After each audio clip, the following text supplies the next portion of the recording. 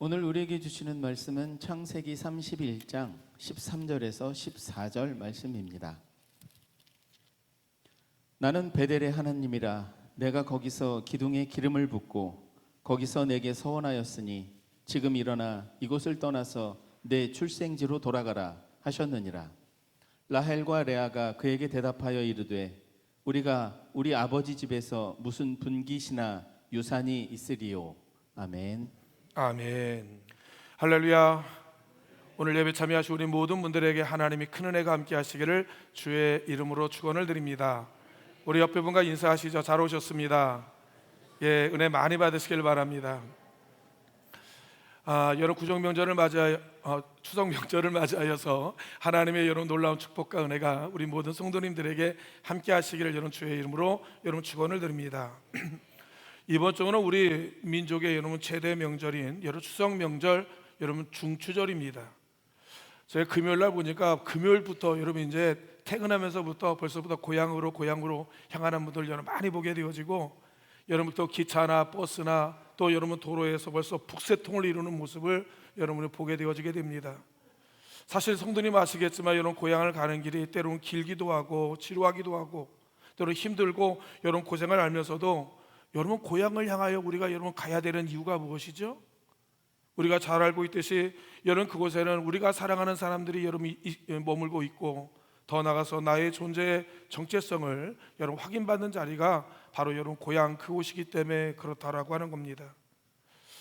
여러분 한 아웃도어 여러분 용품 업체에서 대한민국 국민을 대상으로 마음의 온도라고 하는 것을 여러분 조사했다고 합니다. 내일에 대한 꿈과 그 다음에 희망을 품고 따뜻한 마음을 여러분 가지고 있느냐 사느냐, 아니면 냉혹한 현실 속에 삶의 여유 잃은 채 냉랭한 마음을 가지고 사느냐를 알아보았다는 것이죠. 조사 결과 여러분 한국인들의 여러분 평균의 마음의 온도가 몇 도라고 하냐면 영하 14도랍니다. 완전 얼어 죽는 거예요. 지금 우리 대한민국 여러분 국민들의 여러분 이 마음의 온도가 여러분 영하 14도였다라고 하는 겁니다. 특히 학업의 스트레스라든가 미래에 대한 고민을 가지고 있는 여러분 고등학생들 여러분 이 마음의 온도를 재보니까 영하 16.6도. 야. 그리고 취업을 준비하고 있는 여러분 학생들의 온도를 여러분 재보니까 몇 도라고 하냐면 영하 24.4도였다라고 하는 겁니다. 한마디로 여러분 인생의 봄에 어떻게 보면은 그 살아야 할 이 청년의 시기에 어떤 혹한기 여러분 겨울왕국을 여러분 지내고 있는 여러분 오늘의 여러분 이 국민들의 모습을 우리가 읽어볼 수 있다라고 하는 사실이에요. 한때 우리나라 여러분 신조어 중에서 열정페이라고 하는 말이 여러분 생겨난 적이 있습니다. 여러분 열정페이란 말이 여러분 무슨 말이냐면 취업하기 어려웠던 그 시절 여러분 기업이나 아니면 기관에서 일하는 것 그 자체가 청년들에게 큰 경험이고 이런 스펙이고 그 다음에 경력이 된다는 근거로 여러분 많은 청년들을 구직자로 여러분 뽑아서 이제 정부나 기관에서 기업에서 일을 시키게 되어지게 됩니다. 근데 문제는 무엇이었느냐? 여러분 그들에게 적당한 제대로 된 여러분 그 보수를 여러분 지급하지 않았다라고 하는 거예요. 그 않는 것을 뭐라고 얘기하면 열정페이라고 하는 여러분 그런 단어를 신조어 단어가 한때 여러분 유행했다라고 하는 사실입니다. 여러분 성경에 보니까 열정페이를 받고 일했던 인물이 있어요. 우리 성도님 잘 알고 있었던 로메티스트 바로 여러분 야곱이라는 인물이었다라고 하는 겁니다. 형 에사의 여러분 장자권과 여러분 축복권을 여러분 가로챈으로 인하여서 형의 분노를 여러분 피해서 이제 외삼촌 라반의 집에 여러분 피신을 하게 되어지게 됩니다. 근데 야곱의 집 그곳에 외삼촌 라반의 딸이었던 여러분 라헬을 여러분 사랑하게 되었고 그녀를 위해서 아무 대가 없이 7년간 봉사하고 여러분 이제 수고를 하게 되어지게 됩니다. 이제 야곱이 여러분 라헬과 여러분 결혼식을 올리던 그날, 근데 그날 라헬이 아닌 레아를 여러분 신부로 여러분 맞이하게 되었다라고 하는 것이죠. 한마디로 말씀드리면 사기 결혼을 여러분 당하고야 말았다라고 하는 겁니다. 야곱은 그 자신이 사랑하는 라헬을 7일 뒤에 다시 여러분 아내로 맞이했지만 또다시 여러분 7년간 무보수로 여러분 이제 라헬 외삼촌 라헬을 위해서 여러분 이제 일해야만 됐다라고 하는 겁니다. 야곱은 장작 14년이라는 기간 동안 사랑하는 여러분 이제 아내를 여러분 위해서 무보수로 열정 폐를 가지고 바로 여러분 외삼촌 라반을 위해서 일했었다라고 하는 사실입니다. 외삼촌 여러분 라반의 불공정한 대우에도 불구하고 야곱은 성실하게 그리고 자기 맡겨진 일에 아주 충실하게 일을 감당하게 되어지게 됩니다. 그 모습을 보신 우리 하나님께서 이제 여러분 야곱과 함께 그와 함께한 모든 이들을 하나님께서 여러분 복을 내리시게 되었는데, 외삼촌 라반이 어느 날 여러분 야곱을 불러다가 이렇게 말하는 것입니다. 창세기 30장 27절 읽어보니까 여호와께서 너로 말미암아 내게 복을 주신 것을 내가 깨닫게 되었다라고 이야기하고 있는 거예요. 아니, 하나님께서 여러 야곱을 통하여서 야곱으로 말미암아 야곱으로 인하여서 하나님께서 나의 삶 가운데 얼마나 복을 주시는지를 여러분 이 외삼촌 라반이 아주 이런 실시간으로 아주 현장감 있게 그것을 여러분 깨닫게 되어지고 목격하게 되었다라고 하는 사실이에요.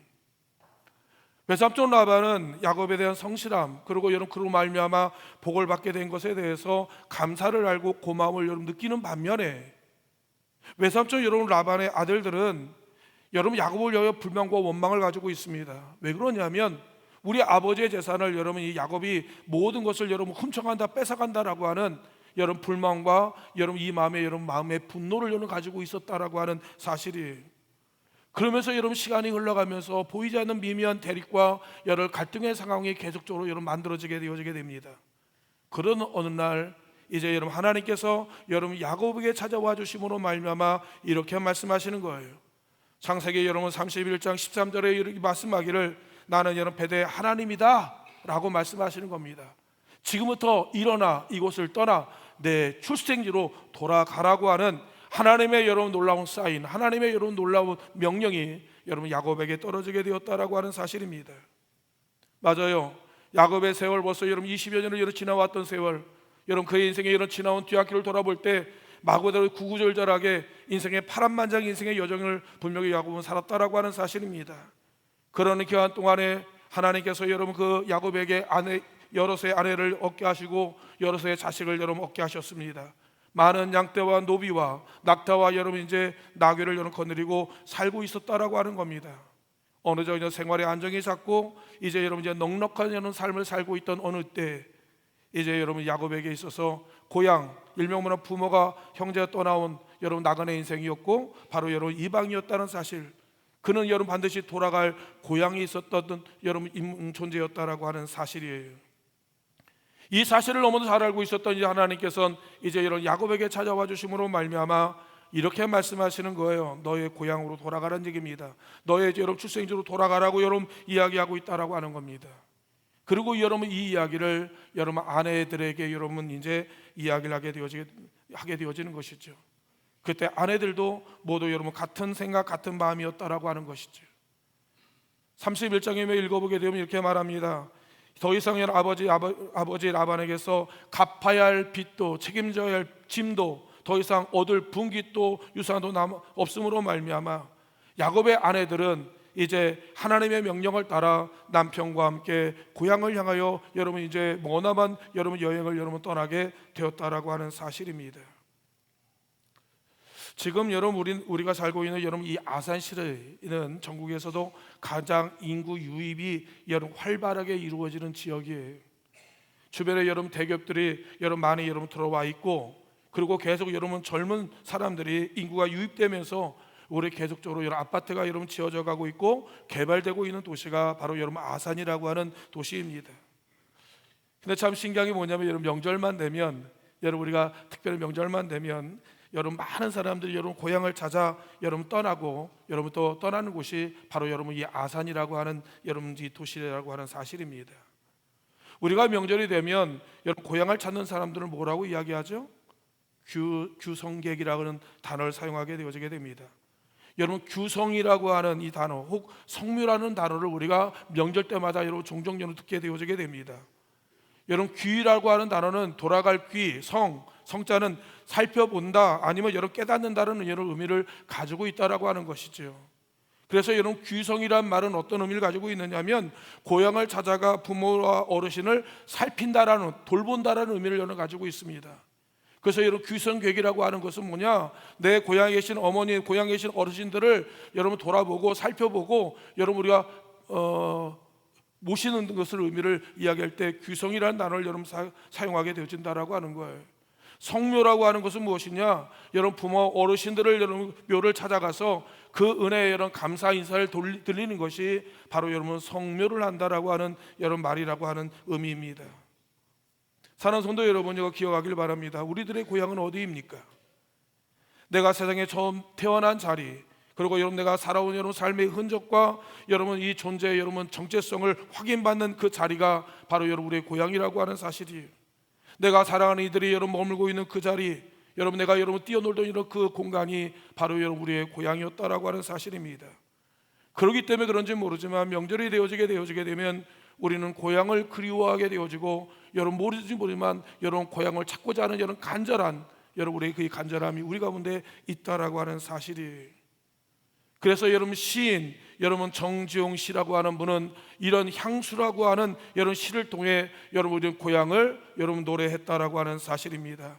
그 시기적으로 이렇게 말합니다. 넓은 벌 동쪽 끝에 옛 이야기 치줄대는 실개천이 휘돌아 나가고 얼룩배기 황소가 해설피 금빛 게으른 울음소리를 우는 곳, 그곳이 차마 꿈엔들 이질리야.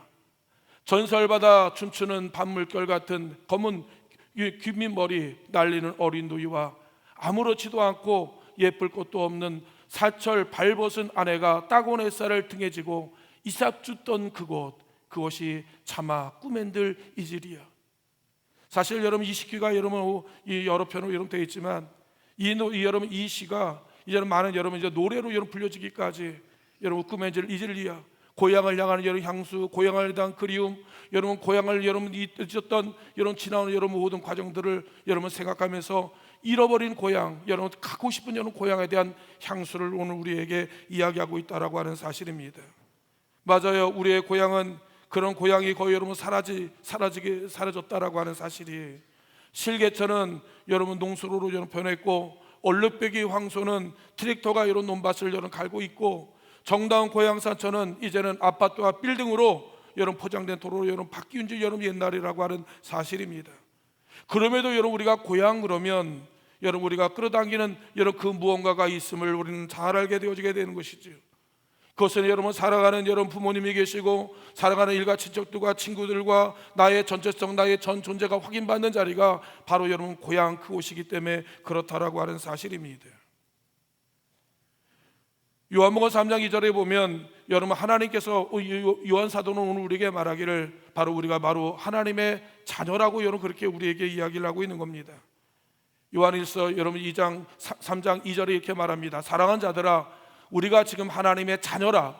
장래 어떻게 될지 아직 나타나지 아니하였으나 여러분 그가 나타나시면 우리가 그와 같은 줄을 알 것은 그의 참모습 그대로 볼 것이기 때문이니 라고 여러분 이야기를 하고 있는 것이지. 우리가 하나님의 자녀입니다. 근데 내가 하나님의 자녀인지는 몰라요. 그러나 장차 여러분 우리 주님께서 우리에게 오시게 되어질 때 내가 누구인지, 내가 어떤 사람인지, 내가 어떤 존재인지에 대한 하나님의 여러분 놀라운 것을 확인하게 될 것이고, 우리는 어떤 하나님의 사람이었는지를 여러분 우리가 검증되게 될 것이라는 사실을 요한서도는 우리에게 여러분 이야기하고 있다라고 하는 것이죠.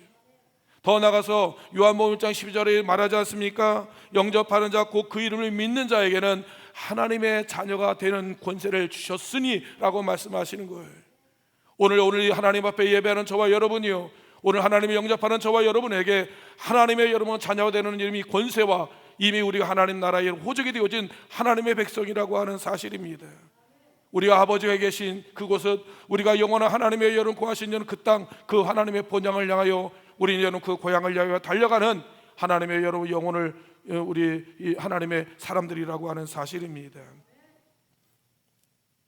우리는 모두 영원하신 하나님께로 돌아갈 존재요, 영원한 본향을 향하여 가는 여러분 인생이라고 말씀하고 있어요. 히브리서 11장에 보면 믿음의 용장들의 이야기 나옵니다. 그들의 믿음으로 말미암아 이 파란만장한 인생의 삶을 믿음으로부터 여러분 그들이 살아왔으며 어떻게 믿음을 지켰으며 어떻게 하나님의 영광을 살아왔는지를 이야기하고 있습니다. 근데 놀라운 사실은 무엇이냐면 그들이 여러분 믿음으로 살아온 믿음의 용장들의 공통 분모가 있어요. 어떤 분모였느냐? 그래서 히브리서 11장 6절은 여러분 이렇게 고백하고 있습니다. 그들이 이제는 더 이상 더 나은 본향을 사모하니 곧 하늘에 있는 것이라. 이러므로 하나님이 그들의 하나님이라 일컬음 받기를 부끄러워하지 아니하시고 그들을 위하여 한 성을 예비하셨느니라 라고 말씀하시는 거예요.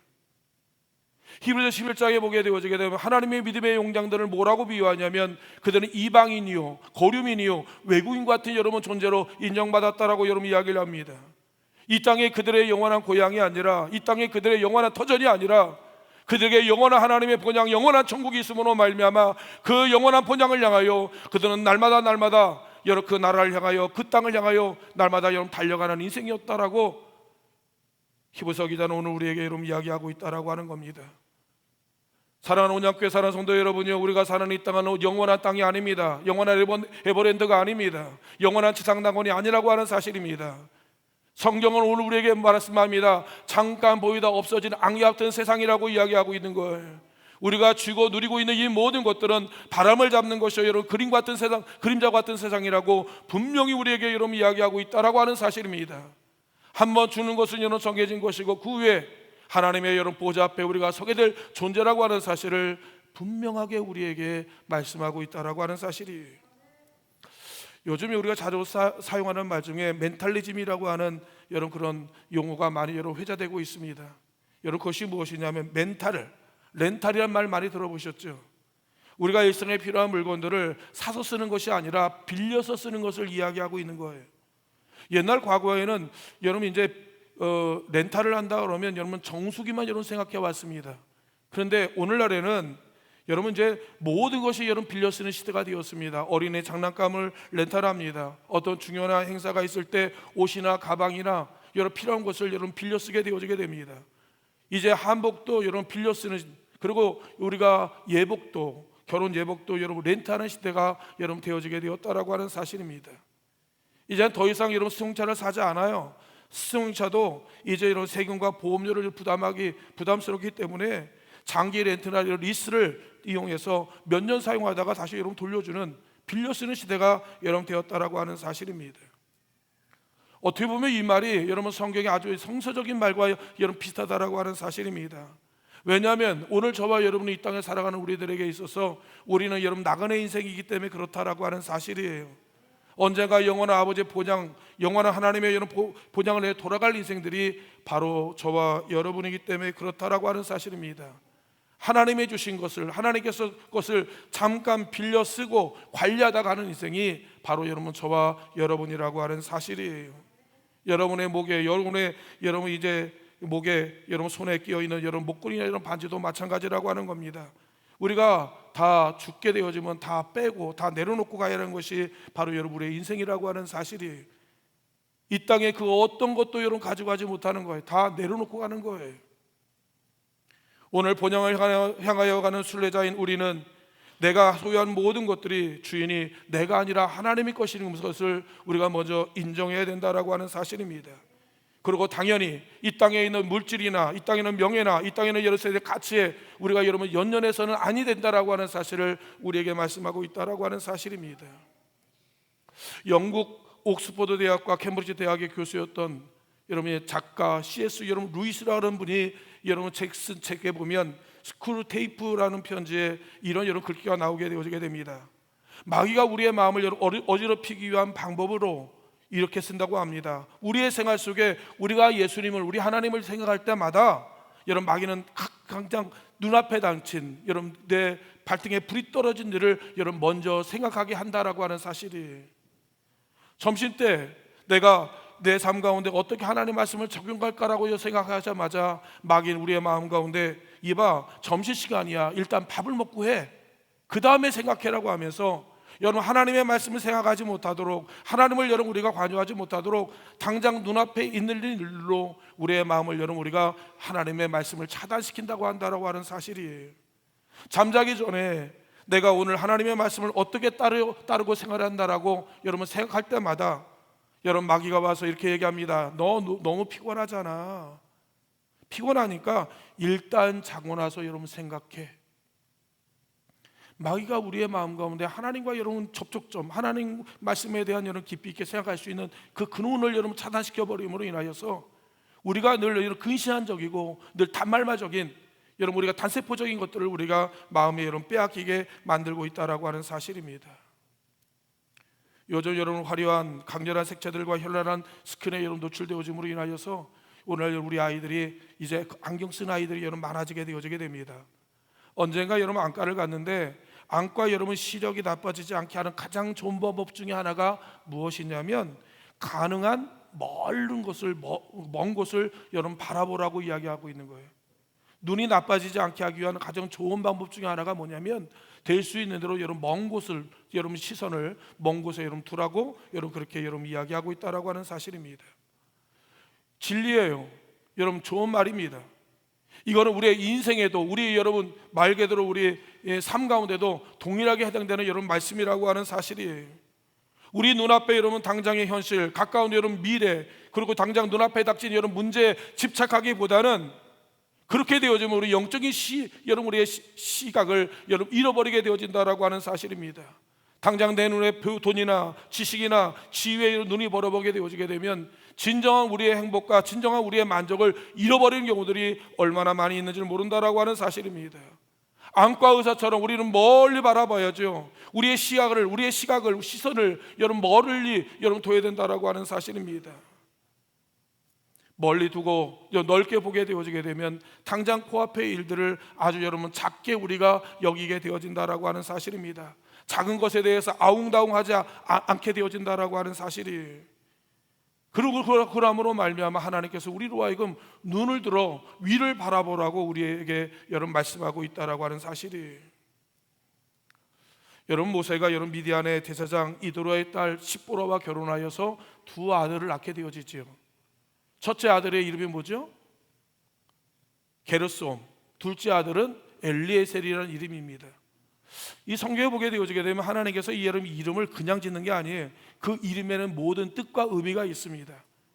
우리도 마찬가지입니다. 우리 자녀들에게 이름을 세워주거나 아니면 여러분의 이름을 여러분 짓게 되어질 때 그냥 이름을 짓지 않습니다. 거기에 대한 여러분 그 아이에 대한 비전, 그 아이에 대한 여러분 그 꿈을 그 아이에게 여러분 심겨주게 되어지게 됩니다. 오늘 여러분 모세도 보면 그 아들 두 아들을 낳게 되어지는데 한 아들은 게르솜이라는 이름을 짓게 되어지게 됩니다. 여러분 그 게르솜의 이름이 뭐예요? 이방인이라는 이름입니다. 이방인의 나그네다. 그러면 엘리에셀이라는 이름은 하나님이 나를 돕는 분이시다라는 이런 의미를 저는 가지고 있다라고 하는 사실입니다. 이 두 아들의 이름은 여러분 그리스도인들에게 시사한 바가 얼마나 큰지를 모른다라고 하는 겁니다. 맞아요. 우리는 이방인 나그네 같은 여러분 인생이라고 하는 겁니다. 날마다 본향을 그리워하며 본향을 향해 돌아가는 인생이라고 하는 사실입니다. 우리가 여러분 이 나그네 인생을 여러분 살아가는 동안 방황하지 아니하고 우리가 허무한 인생을 살지 아니하도록 하나님의 우리의 도움자가 되어주고 우리 하나님 인도자가 되어주고 하나님의 여러분 보호자가 되어주셨다라고 하는 이 고백을 바로 여러분 모세가 하고 있다라고 하는 사실이에요. 이미 성도님 잘 알고 계시지 않습니까? 모세가 애굽에서 떠나 미디안에서 방황하던 그 인생 속에 이제 여러분 미디안의 대제사장 여러분 십보라를 만남으로 말미암아 두 아들을 낳게 되어지게 됩니다. 그 아들의 게르솜의 이름의 고백 속에 나는 여러분 나는 나그네 인생이었다라고 하는 사실을 고백하고 기억하고 있는 거예요. 게르솜을 볼 때마다 내 인생은 하나는 나그네 인생이라는 사실을 그는 날마다 여러분 주입하고 날마다 기억하고 있었다라고 하는 사실입니다. 그러나 엘리에셀을 낳게 되었을 때 하나님은 나의 도움자가 되어주시고 나의 인도자가 되어주시고 나의 공급자가 되어주심으로 말미암아 내가 여러분 저 본향을 향해 간 길목마다 하나님께서 여러분 나의 목자가 되어주셨다고 하는 놀라운 여러분 삶의 여러분 그 고백이 그에게 담겨 있었다라고 하는 사실이에요. 인간이라는 단어가 헬라어로 보게 되면 안트로포스라는 단어를 사용하게 되어지게 됩니다. 안트로포스라고 하는 룩업, 일명 말하면 위를 바라보는 자, 위로 바라보는 존재를 여러분에게 이야기하고 있는 거예요.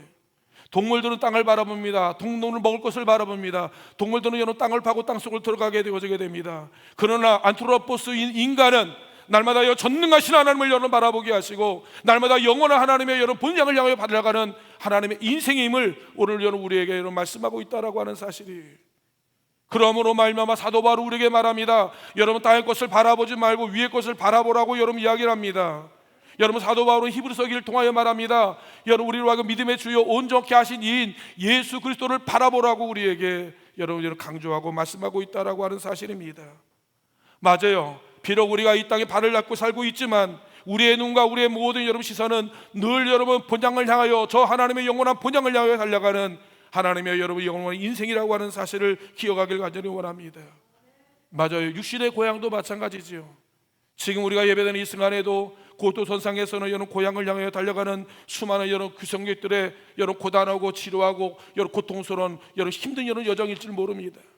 가는 곳마다 여러분 어려움을 여러분 겪어야 되는 많은 여러분 불편함이 분명히 있을 줄도 모릅니다. 그럼에도 그들이 고향을 포기하지 않는 이유가 무엇입니까? 여러분 그곳에는 나의 사랑하는 부모님이 있기 때문에 그런 것이죠. 여러분 그곳에는 사랑하는 여러분 형제들이 여러분 모이기 때문에 그렇다라고 하는 겁니다. 여러분 그곳에는 여러분 내가 살아왔던 삶의 나의 존재의 정체성이 묻어있는 나의 삶의 흔적들이 묻어있는 여러분 그 고향이기 때문에 그렇다라고 하는 사실이에요. 우리의 본향이신 영원한 하나님이 계신 여러분 저 본향을 하여 우리 그리스도인도 여러분 달려가는 인생들이라고 하는 사실입니다. 그곳에요 우리 영혼의 여러분 생명이신 우리 아버지 하나님이 여러분 그곳에 계시다라고 하는 겁니다. 우리의 사랑하는 모든 이들이 여러분 그곳에 우리를 여러분 기다리고 있다라고 하는 사실입니다. 그리고 여러분 우리가 영원 무궁토록 살아갈 영원한 하나님의 영원한 땅 영원한 하나님의 집이 그곳에 있기 때문에 그렇다라고 하는 사실이 우리는 여러분 그곳에 가는 그 동안 어떤 어려움과 어떤 시련이 있을지라도 결코 여러분 포기하거나 여러분 우리가 그냥 좌절하면 안 된다라고 하는 사실이 맞아요. 예수님께서 말합니다. 너는 좁은 길 가기 여러분 힘쓰라고 여러분 이야기합니다. 왜요? 그 가는 길이 때론 고단하고 힘들기 때문에 그렇다라고 하는 사실입니다. 그럼에도 불구하고 저 높은 곳을 향하여 우리가 달려가는 우리의 걸음을 여러분 멈추지 말기를 포기하지 말기를 여러분 주저하지 말기를 하나님께서 여러분 원하셨다라고 하는 사실이 말씀의 결론을 맺기를 원합니다. 오늘 여러분 추석 연휴 기간 동안 고향을 찾는 여러분 자녀들과 고향을 향하여 가는 여러분 교우들이 분명히 있을 것이라고 하는 사실입니다.